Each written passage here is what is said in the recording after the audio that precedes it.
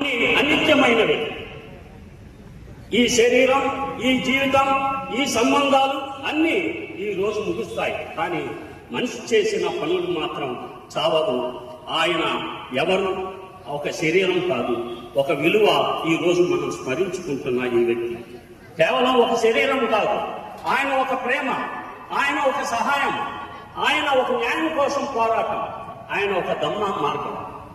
ఆయన మనతో ఉన్నప్పుడు మనకు ధైర్యం ఇచ్చారు, మనకు మార్గం చూపించారు, మనకు మనిషిగా ఎలా జీవించాలో నేర్పించారు. వారు బాబాసాహెబ్ అనిల్. పాతాళ గంగరాజు గారు మామూలుగా ఉండే మనం మాట్లాడుకునే వ్యక్తి కాదు.